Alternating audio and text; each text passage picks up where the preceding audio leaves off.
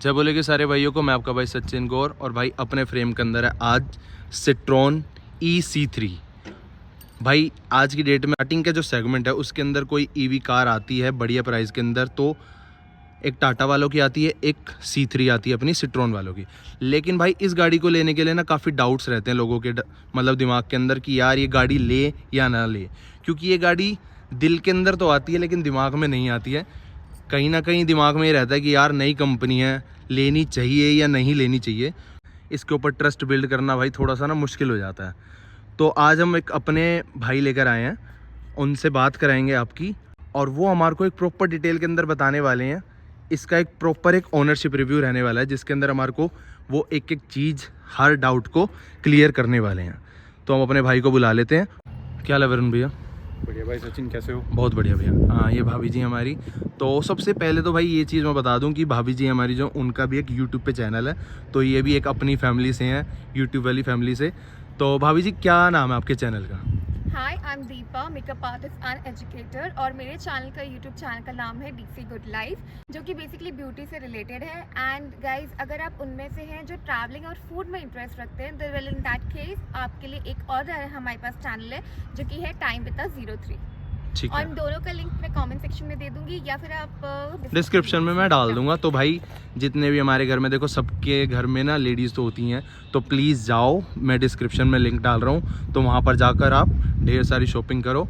और अगर किसी को फूड व्लॉगिंग वगैरह का मतलब उन चीज़ों का शौक़ है खाने पीने का, तो वो भी चैनल आपको वहाँ पर देखने को मिल जाएगा। अब वरुण भैया, सबसे मेन चीज़ जिसकी वजह से हमारे यहाँ पर हमारे भाई इस वीडियो से जुड़े हैं, वो है अपनी EC3 सिट्रोन।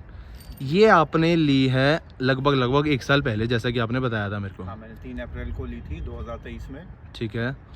तो भैया इसी का ही क्यों मन बना? मतलब आपको थोड़ा डाउट नहीं हुआ कि यार नई कंपनी है, लूँ या ना लूँ?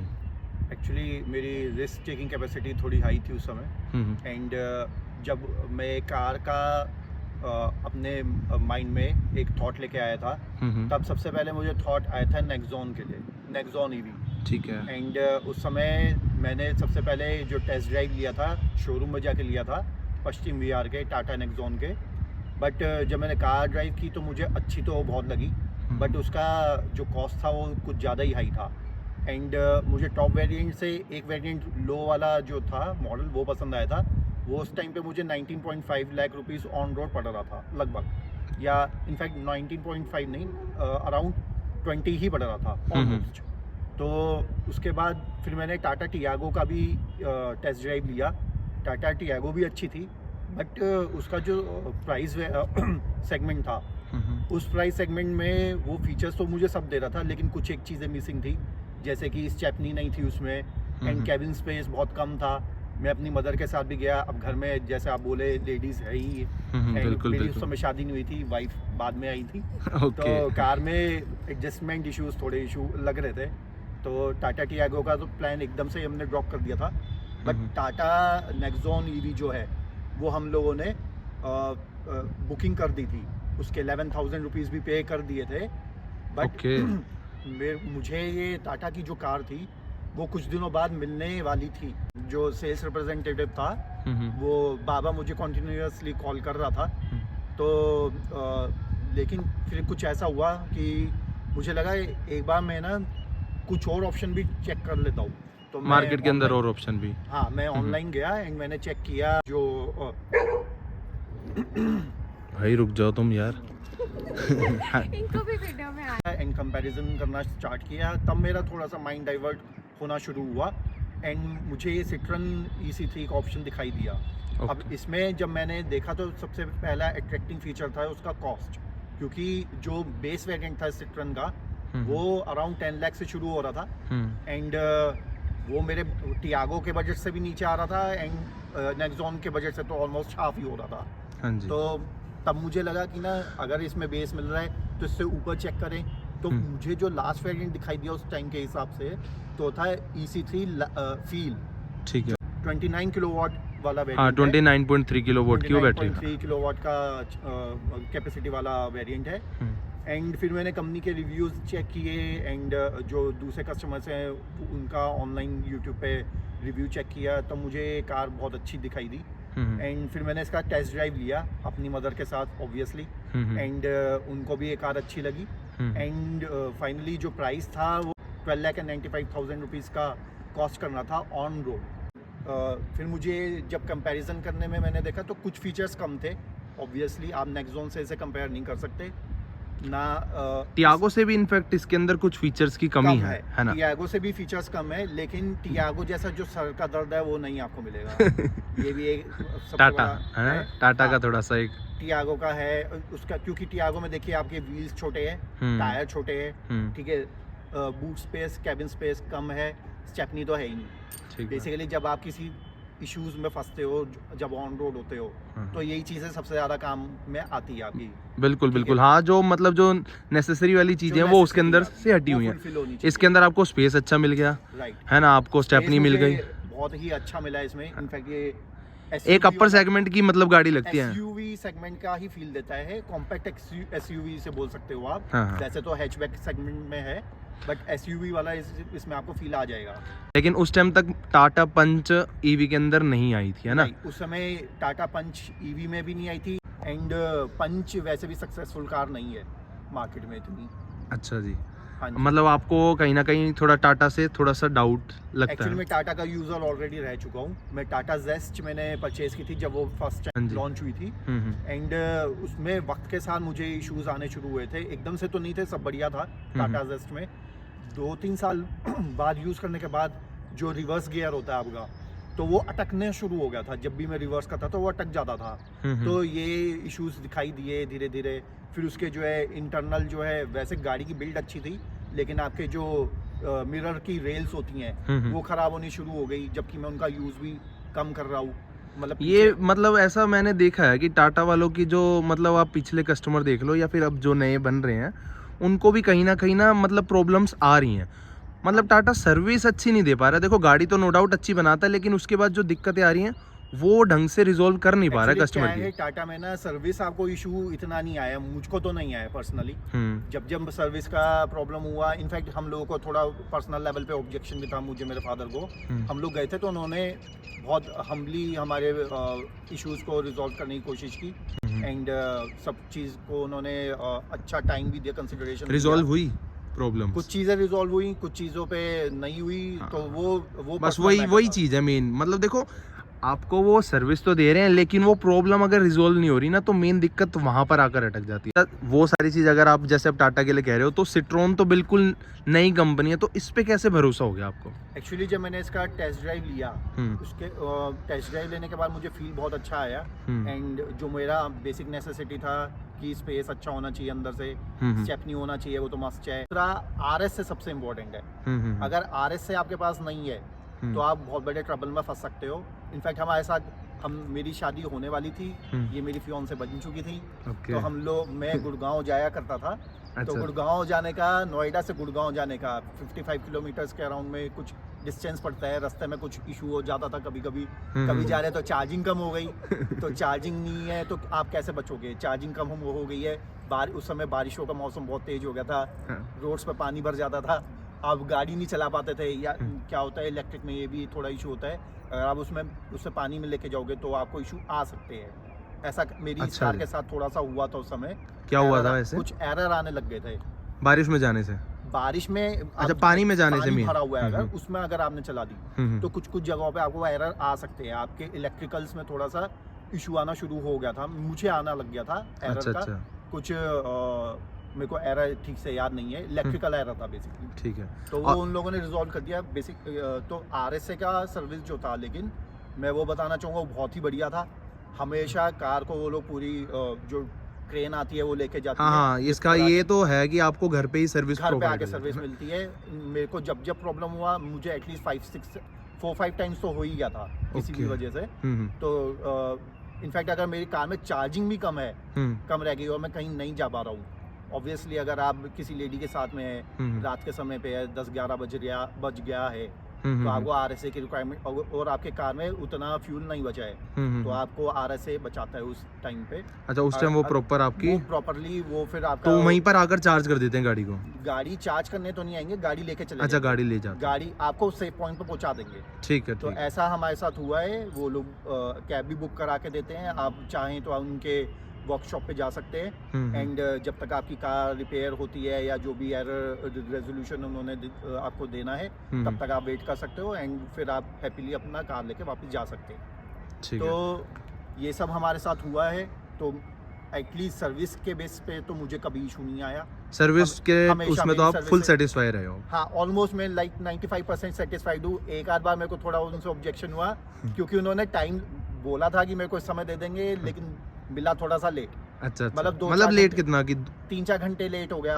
चलो वो तो सा थोड़ा बहुत personal चलो समझ dissatisfaction सकते हैं। बट अदरवाइज सर्विसेज मतलब ऐसा तो नहीं है ना कि कुछ दिन बाद दे रहे हैं, ऐसा कुछ नहीं है ना, 1-2 घंटा लेट हो गए वो तो चलो समझ। कार में एक इशू आया था, टू बी वेरी ऑनेस्ट, मैं वो खुल के बताना चाहूँगा। क्या हुआ था कि ना कुछ दिन पहले की बात है, 4-5 महीने की पहले की बात है।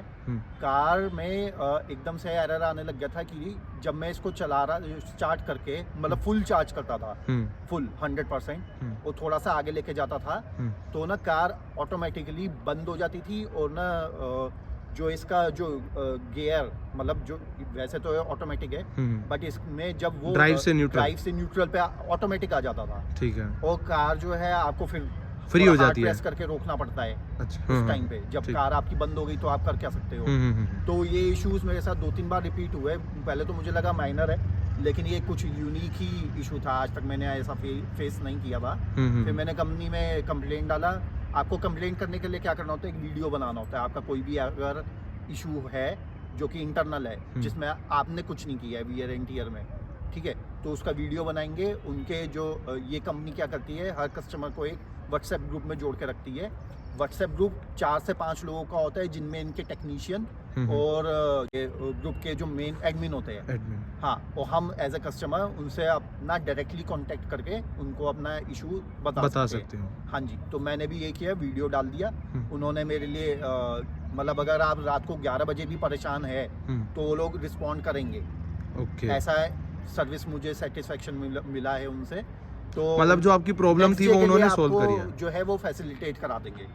ठीक, जो भी आपका इशू होगा रिजॉल्व कराने के लिए टेक्नीशियन आ जाएगा, कार लेके आपका ड्राइवर जो चला जाएगा वर्कशॉप पे, उसको रिजॉल्व करेगा। वो टाइम लेगा आपसे। ऑफ कोर्स अगर जैसा मैं एरर बता रहा हूँ आपको, वो थोड़ा मेजर इशू था। एक्चुअली हुआ ये था, मुझे इन लोगों से पता चला था कि जो चार्जिंग वाला जो पोर्ट है जो यहाँ पे लगता है इस कार में, ये जो पोर्ट है इसके अंदर जो चार्जिंग की नॉब होती है उसमें कोई एक पार्ट कुछ माल फंक्शन हो गया था। ओके, जिसमें हम चार्जिंग की केबल लगाते हैं गन, तो वहाँ पे कुछ पार्ट माल फंक्शन हो गया था। ओके, तो फिर क्या हुआ था, कंपनी ने मुझे बताया कि वो पार्ट बाहर से मंगाना पड़ेगा, यहाँ अवेलेबल नहीं है अभी। बाहर से मंगाने का मतलब ऑफ कोर्स यूरोप से आएगा वो, पेरिस से या जो भी है। तो उसको आने में 15 दिन का टाइम उन्होंने मुझसे मांगा था। एंड लकीली मैं उस समय कार का यूज़ नहीं कर रहा था क्योंकि मैं जरा गया हुआ था बाहर। हाँ, ये थोड़ी सी प्रॉब्लम है। अब देखो, आप तो जैसे बाहर गए हुए थे, हाँ जी। अगर कोई और है जिसको डेली आना जाना है, वो वहाँ पर थोड़ा सा फंस आप जाएगा ना। एक फैसिलिटी उनसे मांग सकते हैं, ये कंपनी अवेलेबल कराती है। तो आप अपनी कार के एक्सचेंज में वो दूसरी कार उनसे ले सकते हैं, वो दे देते हैं, वो दे देते हैं। अगर उनके पास अवेलेबल होगी, किसी और कस्टमर के पास नहीं है, क्योंकि कार जो है वर्कशॉप पे लिमिटेड होती है, मुश्किल से 3 या 4 होंगी जो एक्स्ट्रा स्पेयर में रहती हैं, तो वो कस्टमर को दे देते हैं उस समय। लेकिन मुझे जरूरत नहीं थी तो मुझे लेने की जरूरत भी नहीं पड़ी। बट एक बार ऐसा इंसिडेंट हुआ था, मुझे जरूरत थी लेकिन उस समय कार अवेलेबल नहीं थी वर्कशॉप पर, तो मुझे नहीं मिली। अच्छा, तो मतलब ये है कि अगर जैसे अब आप गाड़ी के अंदर छोटी मोटी भी दिक्कत आ गई तो आपको फिर उसके लिए वेट करना पड़ेगा। मतलब वो आएंगे, गाड़ी लेकर जाएंगे और रिजॉल्व करेंगे। वो आपको प्रॉपर्ली, मतलब जैसे अब और गाड़ियों के अंदर है, अगर कोई प्रॉब्लम आ गई, नॉर्मल हम सर्विस सेंटर गए, प्रॉब्लम सॉल्व कराई, आधा घंटा 1 घंटा 2 घंटा और गाड़ी लेकर आगे, वो थोड़ा सा टाइम कंज्यूम होता है उसके अंदर। हाँ, तो क्या होता है जब आपकी जो दूसरी कार्स हैं जैसे सुजुकी या हुंडई की है, जिनके स्पेयर्स आपको इजीली मार्केट में भी मिल जाते हैं, इनके जो रिपेयर वर्कशॉप वगैरह, हाँ, कुछ लेबर जो होती है या वर्कशॉप होती है नॉर्मल जो रोड साइड मिलेगी, वो भी मिल जाती है। लेकिन इस कार को आप नॉर्मली किसी भी लेबर से नहीं करवा सकते हैं ठीक? क्योंकि अगर कोई और इशू है जैसे कि टायर पंचर हो गया, व्हील में कुछ इशू हो गया, वो तो चलो एक आप नॉर्मल करा चीज सकते होगी, हो। क्योंकि एक तो ये ईवी कार हो गई हाँ जी, सबसे मेन चीज हाँ तो, जी। और फिर हो भी गई सिट्रॉन की, तो थोड़ा तो रहता है वो डर। आपको थोड़ा सा देखना पड़ेगा। ये थोड़ा सा फिलहाल डिसएडवांटेज है क्योंकि आपका हर एक स्टेट में एक सेंटर है मोस्टली, मतलब जितनी भी स्टेट्स में सिट्रॉन अभी है प्रेजेंट, जो कि मेट्रोपॉलिटन सिटीज हो गई आपकी, तो उनमें तो आपको एक वर्कशॉप और एक आपका जो शोरूम है वो अवेलेबल रहेगा। तो कार वहीं वर्कशॉप पे ही जाएगी जो स्टेट में अभी अवेलेबल है। धीरे धीरे इनका नेटवर्क एक्सपेंड हो रहा है एंड होपफुली आगे जाके इतना इश्यूज नहीं होंगे। आएंगे। चलो, सबसे मेन चीज 320 किलोमीटर की कंपनी इसके अंदर क्लेम करती है कि ये हमारे को एक सिंगल चार्ज के अंदर ये चार्ज करके दे देती है, और जो कि इसका 320 तो वो लिखते हैं ARAI जैसा सर्टिफिकेशन बोलते हैं, वो हाँ, हाँ, 320 किलोमीटर लिखते हैं। एक्चुअल में कितना दे रही है? एक्चुअल में इतना नहीं होता है कभी भी। एक्चुअली क्या है, जब आप कार को स्टार्ट करते हो तो आपको मीटर पे 230 किलोमीटर दिखाई देगा। आपको वो देख के डरना नहीं है कभी भी, क्योंकि वो ऐसा नहीं होता है। सेल्फ ब्रेकिंग से, सॉरी, जब ब्रेकिंग करते हो रीजनरेशन चार्जिंग होती है, तो आप क्या कर सकते हो, आपको अगर आप AC चला रहे हो तो आपको ये 250 किलोमीटर के अराउंड दे देगा सिटी के अंदर। सिटी के अंदर में। ठीक है। इनफैक्ट विद ट्रैफिक जैम में भी आपको मतलब 220 230 with jam, traffic jam conditions देती है ये, मिनिमम इतनी देगी ही देगी। हाँ जी। एक्चुअली इसका जो काउंट मैंने किया है वो ये है, अगर आप स्टैटिक कार चला के बैठे हुए हो लेकिन रुकी हुई है, तो आपका हर एक 2.5 मिनट में 0.1% खत्म होता है चार्ज। ओके, अगर खड़ी भी है तो कहीं खड़ी हुई है तो 2.5% AC चला के, ठीक है, विद AC बोल रहा हूँ, 2.5% आपका, सॉरी 0.1% 2.5 मिनट में खत्म हो जाता है। हाँ, आपका खत्म हो जाता है चार्ज। ठीक है, तो आप इस हिसाब से भी कैलकुलेट कर सकते हैं कि आपको कितना टाइम मिलता है। बट हाँ, मेरा रूट होता है नोएडा या गुड़गांव, मोस्टली नोएडा रहता है, तो मैं जहाँ से जाता हूँ वहाँ से फुली ट्रैफिक ही होता है। नोएडा जाओ, हाँ, गुड़गांव जाओ तो आप, मैं प्राइम टाइम में ही जाता हूँ, सुबह 9 बजे वाला। एंड मतलब जाते हुए भी जाम, आते हुए भी जाम। आते हुए मैं थोड़ा कंपनी से जल्दी निकल जाता हूँ तो थोड़ा सा कम मिलता है। अच्छा, एक सुख तो आपको बहुत लगता होगा कि ये ऑटोमेटिक आती है, तो हाँ, है ना, ये एक सबसे बड़ा बेनिफिट है क्योंकि आपका लेफ्ट हैंड लेफ्ट लेग दोनों ही फ्री है एंड आपको वो पेन नहीं होता है जो आपको दूसरी कार्स में हो जाता है जब आप मैनुअल कार चलाते हो। तो ये एक आपका प्लस पॉइंट है काफी। हाँ, ये आपको एक, मतलब आप इसमें ऐसा तो नहीं है कहीं पर आज तक कभी फंसे हो रेंज को लेके, फिर या फिर कहीं पर मेरे को ऐसा लगा कि यार नहीं, डाउट हो रहा है, रहने देता हूँ, ना जाऊँ, वो वाली दिक्कत आई है कभी? अगर मुझे इंट्रा स्टेट मुझे अगर ट्रैवल करना है तो मुझे थोड़ा प्रॉब्लम है, तो वो मेरे को चार्जिंग पॉइंट वो चेक करके जाना पड़ेगा, चेक करके जाना पड़ेगा। उसके लिए ऐप आते हैं ऑनलाइन, टाटा का भी ऐप है जो सारे ही चार्जर्स दिखाता है। एक जियो का आता है, जियो BP पल्स, वो जियो का ही दिखाता है इसे। तो आपके अगर नियर बाय कोई चार्जिंग पॉइंट है तो आप वहाँ पे जा के अपना चार्ज कर सकते हो। अच्छा, वैसे इसके अंदर एक प्लस पॉइंट और है टाटा वाली गाड़ियों में जो नहीं है, मतलब टाटा वाली गाड़ी को अगर 2 बार फास्ट चार्ज कर लिया, हाँ, ये बहुत बड़ा प्लस पॉइंट है, ये एक इसका मेन फीचर है। हाँ, इसको आप हर बार फास्ट चार्ज से चार्ज कर सकते हो। हर बार ये कंपनी क्लेम करती है सिट्रॉन कि आप इसे हर बार DC चार्ज कर सकते हो। तो जो कि टाटा की कार या और कोई महिंद्रा की भी कार होगी तो उसके अंदर वो चीज नहीं है, उसको नहीं कर सकते। अगर आप कॉन्टिन्यूसली उसे DC करोगे तो आपकी कार में कुछ इश्यूज आ जाएंगे। अब जैसे कुछ ज्यादा ही लंबे टूर पर जाना है तो वहाँ पर DC चार्जर मिला, आपने इसको कितनी बार भी चार्ज किया कोई दिक्कत नहीं आएगी। लेकिन वहीं पर जो टाटा वाले हैं, आप अपना चार्जर लेके जा सकते हो, आपको बेसिकली एक पावर प्लग चाहिए बस। तो आप वहाँ पे पॉइंट पे आप इसे लगा, कोई अर्थिंग वगैरह का कोई उसके अंदर कोई रोल नहीं है। अर्थिंग की रिक्वायरमेंट रहेगी, अर्थिंग का उसमें होना चाहिए, वो जो पावर स्विच होना चाहिए वो अर्थिंग वाला होना चाहिए। ठीक है, बस जैसे आप फ्रिज चलाते हो या AC चलाते हो, पावर प्लग चाहिए, पावर प्लग चाहिए। ठीक है, तो वो आप कर सकते हो कनेक्ट, गाड़ी आप लगा के छोड़ दो, फिर हो जाएगा 10.5 घंटे में जो भी है। 10.5 घंटे। अगर आप फास्ट चार्जिंग के लिए देख रहे हो तो वो फिर वहाँ पे टाटा में वो दिक्कत आ जाएगी, है ना। हाँ, वो टाटा, क्योंकि अगर आपने यहाँ से DC चार्ज करके ही निकले, बीच रास्ते में एक बार और कर लिया, उसके बाद तो आपको रुकना पड़ेगा। इसके अंदर वो चीज नहीं है, इसमें ऐसा प्रॉब्लम नहीं है, आप इसे जितनी मर्जी बार DC चार्ज कर सकते हो। अब उसको तो 2 बार चार्ज किया DC से, तो उसके बाद तो 10 घंटे रुकना पड़ेगा उसको तो चार्ज करने के लिए। इनफैक्ट आपको वो या तो आपको AC चार्ज करना पड़ेगा टाटा में अगर आप जाओगे हम्म, या हम्म। और किसी कंपनी में जाओगे हम्म। तो आपको 2-3 बार DC चार्ज करने के बाद AC चार्ज मारना मस्ट है, हाँ, अदरवाइज आपको इलेक्ट्रिकल इश्यूज हो जाएंगे। इसके अंदर वो प्रॉब्लम इसमें नहीं। वो इशू नहीं है। ओवरऑल एक्सपीरियंस कैसा रहा आपका गाड़ी के साथ? ओवरऑल इस कार के साथ मेरा एक्सपीरियंस अभी तक बहुत अच्छा रहा, क्योंकि टाटा जेज जब मेरे पास थी उसकी कंप्लीट लाइफ साइकिल में मैंने उस कार को 19,500 किलोमीटर ही चलाया था। ओके। एंड वो मैंने ली थी 2014 में एंड 6.5 इयर्स में मैंने उसे सेल आउट कर दिया और एंड वो 19,000 समथिंग कुछ ही चल पाई थी। इससे इस कार के साथ मैं अभी तक 17,500 किलोमीटर्स अभी तक क्लॉक कर चुका हूँ विद इन 1 ईयर। अभी 1 साल पूरा भी नहीं हुआ है। अच्छा। एंड ये कार मतलब अगर आपको जैसे छोटे मोटे काम के लिए भी जाना हो, जिसके लिए आप बाइक लेते हो या स्कूटर लेते हो, वो चलाने ही क्यों है जब आपको सस्ता पड़ ईवी रहा है सब। उससे भी सस्ता पड़ रहा है। हाँ जी, आपको 100 रुपये पर डे के या उससे कम की ही कॉस्ट पड़ती है इसकी। तो लगभग ये मतलब 1 रुपए से भी 1 कम। रुपए से भी कम पर किलोमीटर कॉस्ट आपको पड़ती है इसकी। हम्म। तो आप फिर स्कूटर और 2 व्हीलर्स क्यों चलाओगे, पेट्रोल क्यों फूकोगे? बिल्कुल हम बिल्कुल। तो इको फ्रेंडली है वैसे भी। सही बात। तो आपके साथ बहुत बढ़िया रहा भाई ऑनरशिप रिव्यू। आपने प्रॉपर डिटेल के अंदर इसके अंदर सारी चीज़ें बता दी हैं, तो thank you so much Varun भाई।